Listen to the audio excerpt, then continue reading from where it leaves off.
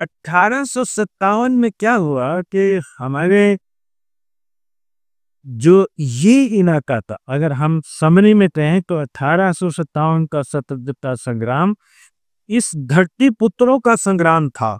दिल्ली सूबा के धरती पुत्रों का संग्राम था, क्योंकि इसके अलावा जो लोग शामिल थे वो राजा रजवाड़े थे, जिनके अपने शहर कुछ थोड़े बहुत स्वार्थ भी नहीं थे। लेकिन ये वो लोग थे जिनका कोई स्वार्थ नहीं था, और उस 1857 के स्वतंत्रता संग्राम में जो दिल खोल कर शामिल थे। लेकिन जो पंजाब का सूबा था, पंजाब के सूबे के लोगों ने साथ दिया ब्रिटिशर्स का, हथियार से भी और फौज से। और वो 1857 का स्वतंत्रता संग्राम क्रश हुआ, और क्रश होने के बाद हमें इस दिल्ली सूबे के लोगों को अलग अलग हिस्सों में तोड़ दिया गया।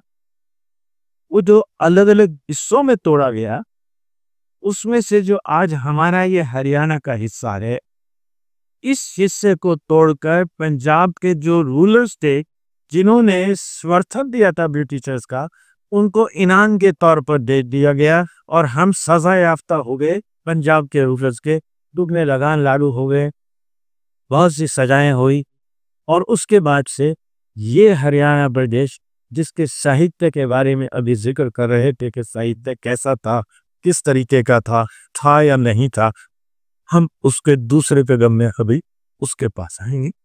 लेकिन उससे पहले 1857 से अब ये 100 साल बने, तो जितनी भी डेवलपमेंट एजुकेशनल हुई वो पंजाब सूबे में हुई, या इस जो डिवाइडेड हरियाणा ये सारा दिल्ली सूबा था, इसमें कोई एजुकेशन इंस्टीट्यूशंस नहीं खोले गए। इसीलिए जितनी भी एजुकेशन इंस्टीट्यूशंस हरियाणा में हैं, सिवाय 2-4 स्कूली एजुकेशन इंस्टीट्यूशन को छोड़कर, सब की सब 1947 के बाद।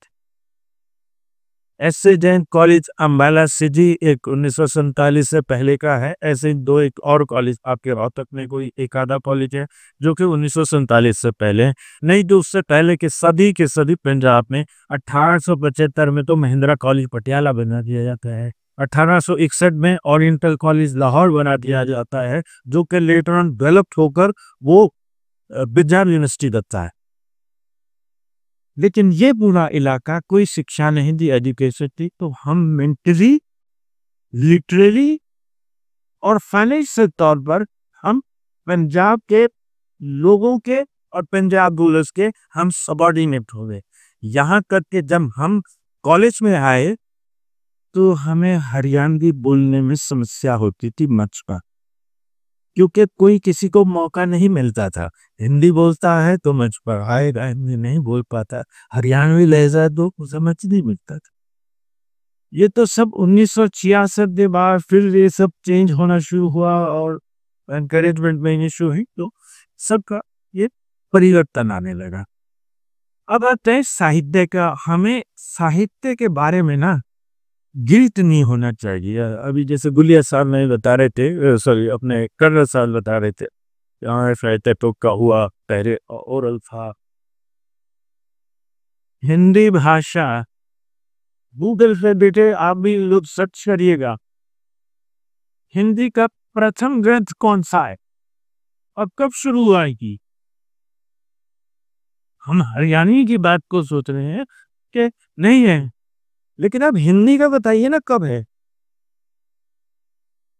प्रथम ग्रंथ की बात करें तो बल्कि सत्याग्रह प्रकाश स्वामी दयानंद ने 1876 कौन से उस एरा में तब लिखा है, यह उसके आसपास के उसमें जितने भी और ग्रंथ शुरू किताबें शुरू होती हैं वो उसी दौर में है। और उसी दौर में हिंदी ही नहीं, पूरे देश में अगर है तो चाहे मराठी लिटरेचर शुरू होती है तो वो भी उसी युग में शुरू होती है। आपके हर भाषाओं का वही एक शुरुआत है। लेकिन हमारा क्यों नहीं हो पाया? क्योंकि हम अभी सबऑर्डिनेट थे। गुरमुखी, आपके लिए सरप्राइजिंग होगा कि गुरमुखी 1861 में ओरिएंटल कॉलेज लाहौर में पहली बार ज्ञानी का कोर्स शुरू किया गया। ब्रिटिशर्स ने शुरू किया। वो क्यों किया? उनको लगा कि हमने तो ये सारा पूरा हरियाणा को सजा याफ्ता बनाया है, इनको इनाम के तौर पे दे दिया, उसके बावजूद भी पूका विद्रोह हो गया। वो कहा अभी सब कुछ तो दिया इसको, फिर ये क्यों बदल? तो ब्रिटिशर्स ने डिसाइड किया let's create a separate nationality out of the Punjab. और सेपरेट नेशनलिटी क्रिएट करने के लिए सबसे जरूरी होती है भाषा। तो उन्होंने कहा कि गुरमुखी को लैंग्वेज के तौर पर क्रिएट किया जाए। और ओरिएंटल कॉलेज लाहौर में ज्ञानी का पहला कोर्स शुरू होता है। गवर्नमेंट की पॉलिसी है कि किसी भी शिक्षण संस्थान में, सरकारी में, कोई भी रिलीजन की किताब नहीं पढ़ाई जाएगी। लेकिन जब वहां ज्ञानी का कोर्स शुरू किया जाता है तो गुरमुखी में कोई किताब ही नहीं थी। गुरमुखी में कोई किताब ही नहीं थी तो सिर्फ एक किताब थी और वो था गुरु ग्रंथ साहब। तो वहां मेरे को गुरु ग्रंथ साहब पढ़ाया जाने लगा। और इसी वक्त जो गुरु ग्रंथ साहब पढ़ाया जाने लगा तो ज्ञानी का कोर्स है तो था तो गुरमुखी, लेकिन वो ज्ञानी जैसे मौलाना हो जाते हैं ऐसे वो भाई क्रिएट हो गए। लिटनर उस टाइम डीपीआई पंजाब थे। लिटनर की कंप्लेंट होती है गवर्नर जनरल को कि जहां कोई बाइबल नहीं पढ़ाया जा सकता और गवर्नमेंट का रेगुलेशन है कि रिलीजियस नहीं पढ़ाया जाएगा, वहां पर गुरु ग्रंथ कैसे पढ़ाया जाए? But his decision was overruled और उनको परमिट किया गया क्योंकि गवर्नर जनरल और सीनियर रैंक में पता था उनको कि हाँ पढ़ना है, इनको सेपरेट नेशनलिटी क्रिएट करना है, इसलिए उनको एक्सक्यूज दिया।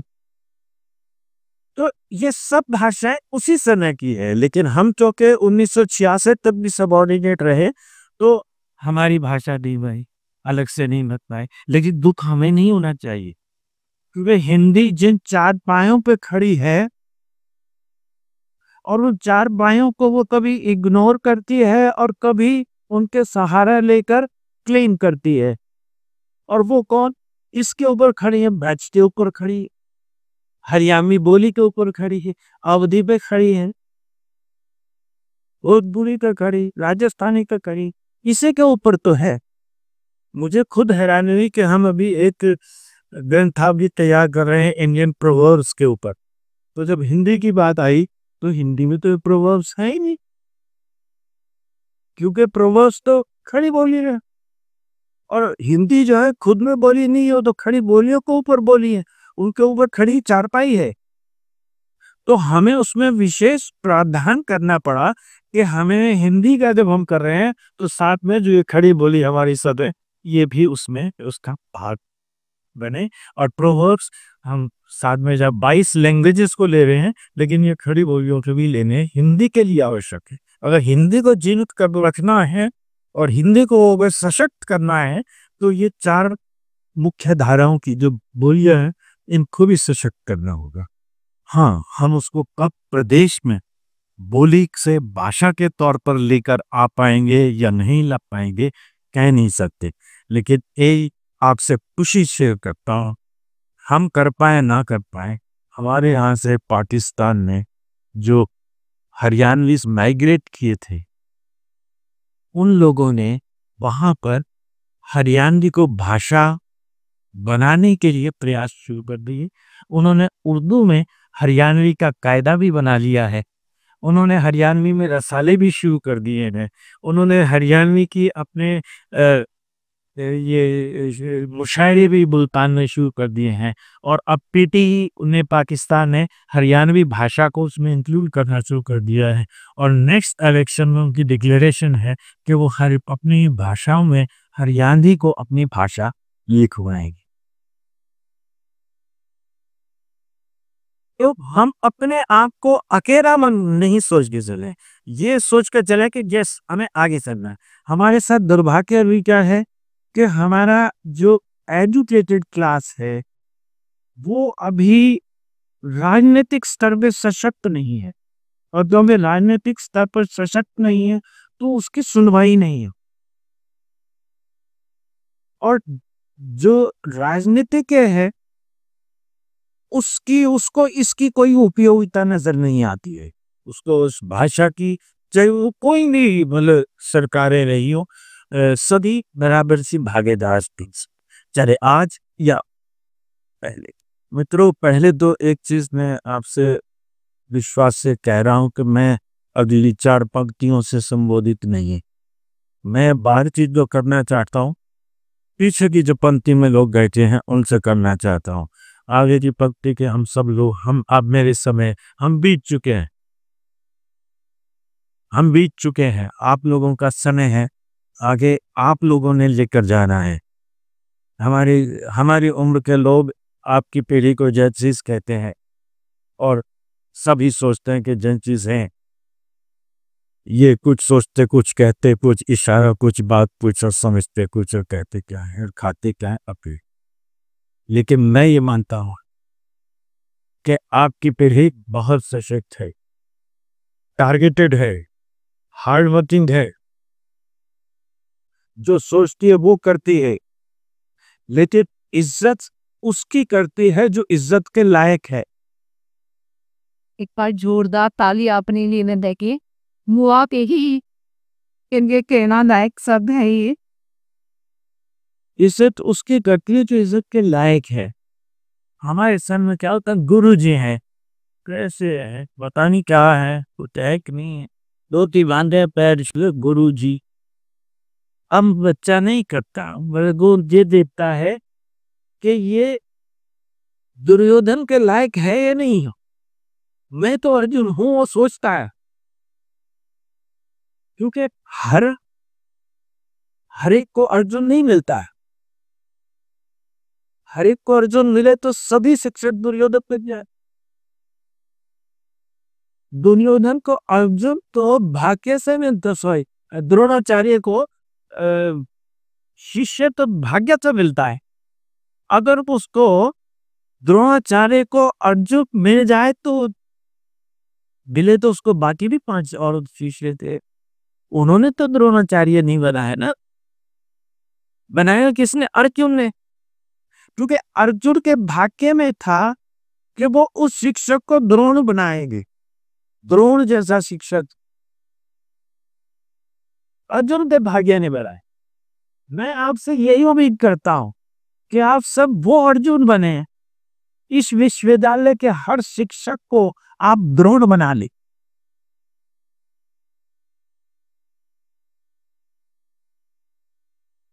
ये शिक्षक सर्वशक्तिमान हैं, इनमें वो ज्ञान है, इनमें वो सब पॉसिबिलिटीज हैं, इनमें वो सब डेडिकेशन है, लेकिन इनसे वो निकलवाना जो है आप अर्जुन का काम है। तो मैं ये उम्मीद करता हूं कि ये जो साहित्य उत्सव का आयोजन हो रहा है, इसको अगर आने वाले समय 20 साल बाद, 10 साल बाद आप इसको आगे बढ़ाकर जो लेकर जाएंगे, इन स्मृतियों को आगे बढ़ाकर लेकर जाएंगे, और देश का साहित्य का उत्थान होगा, वो आप लोगों के माध्यम से होगा। आप सबसे प्रथम रूप से लिखना शुरू करिएगा, पढ़ना शुरू कीजिएगा। बिना पढ़े कोई ज्ञान नहीं है, और आज ज्ञान आपके हाथ में, आपको दूर नहीं जाए। हम कहते हैं, मैं एक कार्यशाला लगाया करता था, साहित्य कार्यशाला, लगभग 20 वर्ष लगाई हुई। हमारे मित्र थे सूर्य स्वामी, बहुत अच्छे ऑडिटर थे। हमारे भूतपूर्व मंत्री ये गाइडे स्वामी जो है, उनके बेटे थे सूर्य स्वामी। वो देखने में बड़ा बुरा चिट्टा सा, गोल्डन सी उसकी दाढ़ी होती थी, हमारा साथ पढ़ता भी था, तो हमारे कॉम्प्लेक्स में रहते थे। हिंदी में बहुत अच्छा, वो अंग्रेजी में बहुत बढ़िया बोलता, पंजाब यूनिवर्सिटी इलेक्शन भी बड़ा, वो भी बन गया। तो बड़े मन में उसे मतलब एनवी करता था, मैं जेलसी करता था, envious, I was envious award, ये कितना अच्छा करते। तो हमने कार्यशाला शुरू की, तो तीनों लोगों ने शुरू की थी, सूर्य ने, मैंने, कपिल ने और मेरी वाइफ और मैं, हम 4 लोगों ने। तो हम एक दूसरे को छेड़ते थे कि चैलेंज करते थे कि देखते हैं एक स्टेप और कितना थ्रेशोल्ड प्रोसेस। तो एक दिन हमने मंच के लिए डेमोन्स्ट्रेशन लेते थे, तो हमने कहा सूर्य जी एक डेमोन्स्ट्रेशन देना है लेक्चर का। वो एकदम से खड़े हो गए, हाँ जी विषय बताइए। मैंने क्या पढ़े, कब पढ़े, कैसे पढ़े। वतुरीन वेंटुरीन अवधुरी, वो शुरू था। मुझे आज तक भी उसका वक्तव्य याद है कि कब पढ़े, क्या पढ़े, कैसे पढ़े। आज मैं कहता हूँ अब तो कब पढ़ने का तो है ही नहीं, किसी टाइम पढ़े, मोबाइल हाथ में है, कहाँ पढ़े कोई दिक्कत नहीं है। हम पहले कहते थे अपने साथ एक डायरी रखिएगा, रात को स्वप्न की निद्रा की एक क्षण आता है, आपकी निद्रा खुल जाती है, आपके विचारों का एकदम से वो बनने लगता है, आपके आगे विजुअल्स करने लगते हैं और फिर आपको नींद आ जाती है, भूल जाते हैं। हम कहते थे उस समय में उठ जाओ, डायरी रखो, साथ में उसमें लिख लो, फिर उसके बाद भूल जाओ। वो कविता भी हो सकती है, वो विचार भी हो सकता है, वो चित्र भी हो सकता है, उसी समय लो और बना लो। लेकिन आज तो हमारे पास ये मोबाइल है, इसका सदुपयोग करें और जब मर्जी पढ़ें, लेकिन पढ़ें वो जो आपके लिए इंटरेस्टिंग हो। तो क्या पढ़ें? जो आपके लिए इंटरेस्टिंग हो। हमें इंग्लिश ऑनर्स बीए में करने लगे तो हमें चार्ल्स डिकेंस की हार्ड टाइम्स पकड़ा दी, और एक वो और थी, उसमें नाम भी भूल गया, मतलब है प्राइड एंड प्रेजुडिस, वो दोनों पढ़ाई, वो मैंने कुछ करने पड़े। वो जो प्रिंट भी था उस पे इतना बोरिंग था, मैंने उसके बाद कई साल जो ना कोई अंग्रेजी का लिटरेचर ही भी पढ़ा। तो इसलिए पढ़िए वो जो इंटरेस्ट बने, चीज जो अच्छा लगे, फिर अपने आप ग्रेजुएट कर जाएंगे आप उससे ऊपर पढ़ने का और उससे ऊपर पढ़ने का। लेकिन हम अगर यूं कहें कि हरियाणा का साहित्य क्या है, हरियाणा का साहित्य है सरस्वती किनारे लिखा हुआ सारा साहित्य है जो इस प्रदेश की भूमि पे है, वो साहित्य ही तो है। सारे वेदों की रचना सरस्वती किनारे तो है, सारी रचनाएं यही तो है, गीता तो उपदेश यहीं पर है। मुश्किल क्या है, कंटेम्परेरी उस पर आना चाहते। हम हिंदू नहीं है, एक नया नैरेटिव खड़ा हुआ, हम हिंदू नहीं। अरे नहीं, बड़ी अच्छी बात है, आप हिंदू नहीं है, आप हिंदू नहीं है तो क्या है? अरे कुछ 100 साल पहले ही तो आप में से ही कुछ लोग मुस्लिम बने, वो कुछ नहीं में से बने, देखा? आप ही में से कुछ लोग कुछ 100 साल पहले सिख बने, आप ही में से बने। अगर आप हिंदू नहीं थे तो कुछ भी नहीं थे, और फिर अगर आप कुछ भी नहीं थे तो उस धर्म परिवर्तन को रोकने के लिए स्वामी श्रद्धानंद ने क्यों गोली खाई, क्यों अपनी ऐसी तैसी कराई? एक नया नैरेटिव नए लोग क्रिएट कर रहे हैं, विघटन का, हमें समाज से हटाने का।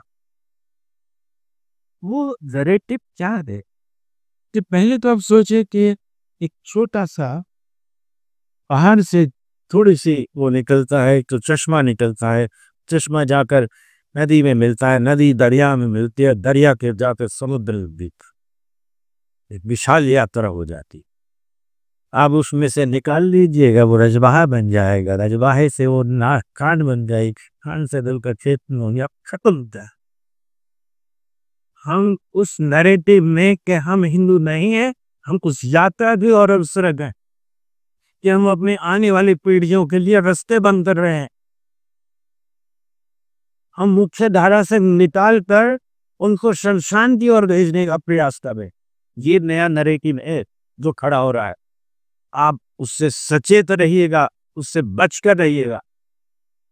हम हिंदू हैं, हम गर्व से कहें कि हम हिंदू हैं, और अगर हिंदू नहीं हैं, आप कहते हैं तो कूट हो खेड़ा और उसके, हम तो किसान खेती के।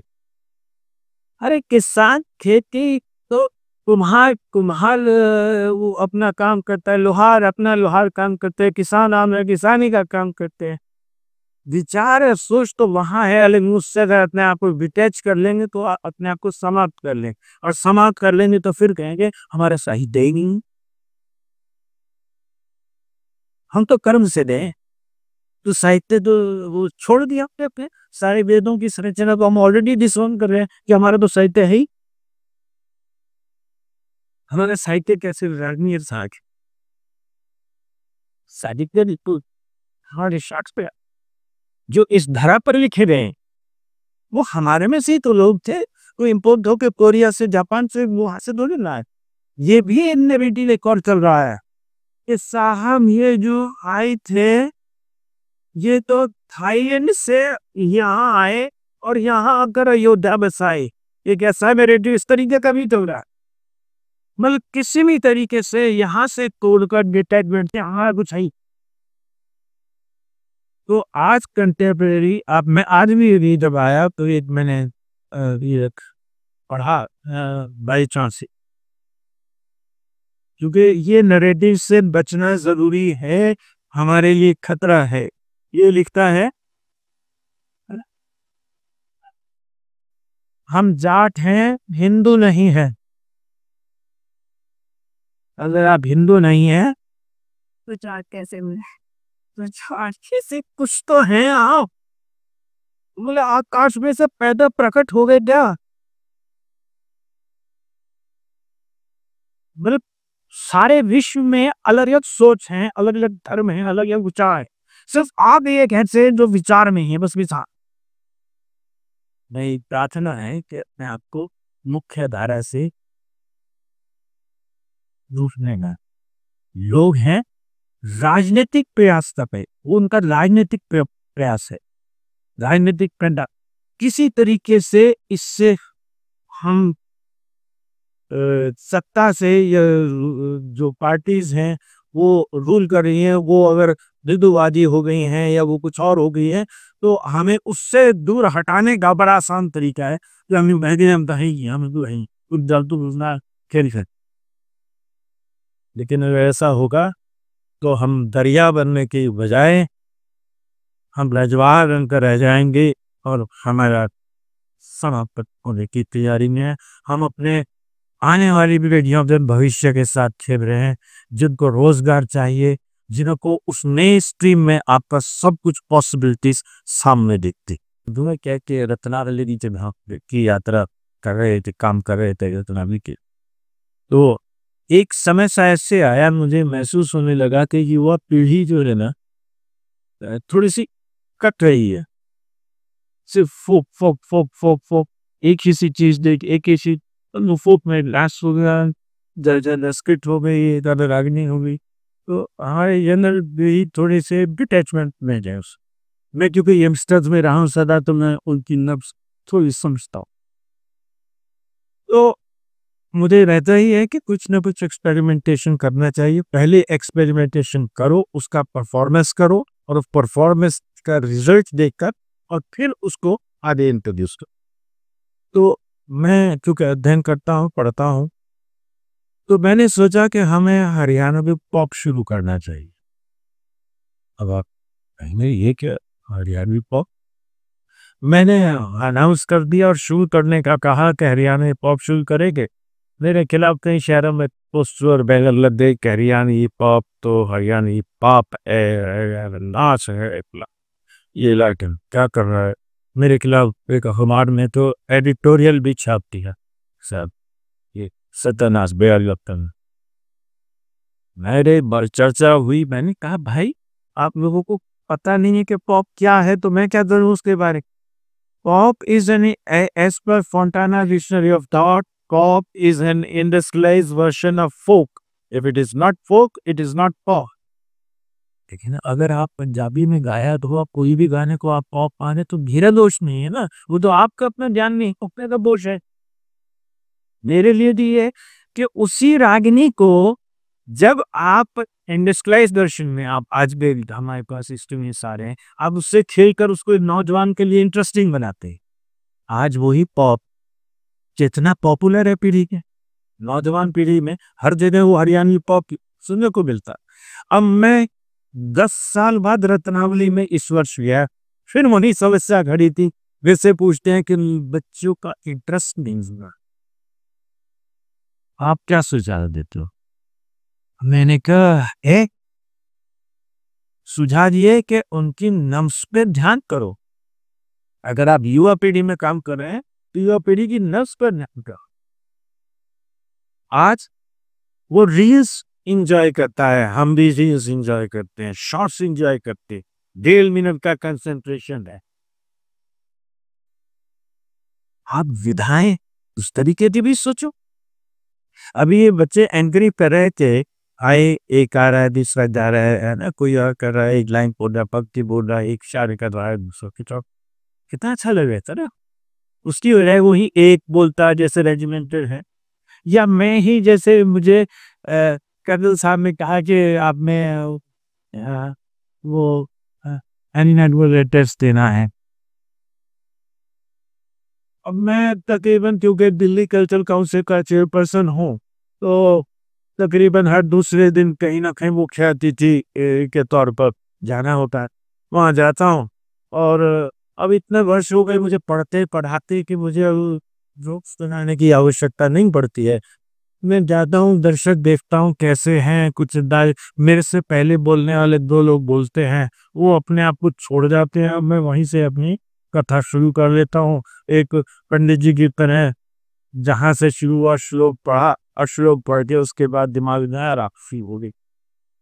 तो मुझे लगा कि यहाँ भी आकर ना, युवा पीढ़ी ने आकर वैसी बोलूंगा, ये तो वैसी सकते में आ जाएंगे। हम इससे पहले इनको बुला रहे हैं कि हमारी बात सुन लो, ये मुंह के भागने वाली बन जाए। गलत तो नहीं कह रहे हैं आप? आपको इंटरेस्ट तभी है ना जो इंटरेस्टेड आपके मुताबिक हो। तो नई विधाएं, नई चीजें, पुरानी प्रिजर्वेशन, प्रमोशन एंड डॉक्यूमेंटेशन भी जरूरी है, लेकिन नई एक्सपेरिमेंटेशन भी इसके साथ साथ जरूरी। हमें, जैसे मैं रत्नावली में हमें सुझाव दिया कि आप बहुत कल्चर तो कर ही रहे हैं, शुरू से चल रहा है, अब साहित्य की तरफ चलिए, आर्किटेक्चर की तरफ चलिए, अपने हरियाणवी आर्किटेक्चर के ऊपर काम सुनिएगा, कराइएगा, लेक्चर सुनिएगा, ज्वेलरी के ऊपर लीजिएगा, कॉस्ट्यूम के ऊपर लीजिएगा, मेरा हम के ऊपर लीजिएगा, तो एक और आपको डिटेलिंग मिलेगा ज्ञान। तो नहीं तुम ज्ञान अगर वही मिलते रहेंगे, वही सूट नहीं, तो सब बोरिंग हो जाता है। This is how we must have change. So pop was a good change and I still enjoy and young at heart. मैं अभी दिल से कहता हूँ, मुझे थकने में मजा आता है, मैं आनंद लेता हूँ। थक पड़ती है तो संगीत का आनंद आता है, कुछ भी विजुअल्स में अच्छा होता है वो भी अच्छा लगता है। और फिर अपने जीवन में स्वच्छंद मलंग आनंद में रहा हूँ। जो जीवन में आनंद आया वो किया, नहीं आया तो नहीं किया। तो कभी मैं लेखक बन गया तो मैंने किताबें लिखी हैं, जब मैंने परफॉर्म किया तो मैंने डायरेक्टर, तो मैंने प्रोडक्शन डायरेक्ट की है। आजकल मैं डॉक्यूमेंट्रीज और डायरेक्ट कर रहा हूँ तो वो बना लेता हूँ। तो जो दिल में आता है, पिछले मेरे यूट्यूब पे सब्सक्राइबर हैं 32,000 के करीब। पिछले 4 साल से मैंने अपने यूट्यूब पे कुछ अपलोड नहीं किया। वो बेटे क्यों नहीं करते? मैं दिल ही गदा नहीं करता, मैंने बहुत से पैसे कमाने, लेकिन करो वो जो अच्छा हो, करो वो जो अच्छा हो, वो नहीं कि जो ओछा हो। करो वो जो अच्छा हो, ना कि वो जो ओछा हो। अगर ओछा करना हो तो उसी तक केप लगाए, 2 लिखिए, क्या करा तो है नहीं, उसमें ओछा कुछ भी नहीं है, लेकिन 2 शब्द 2 लाइन लिख देते हैं जिससे लगता है ओछा। आप खटक से क्लिक करते और अटैक कर लेते हैं, अपनी ऑडियंस बढ़ाए। वैसे भी जीवन से आनंद लो, ओछा नहीं। जी।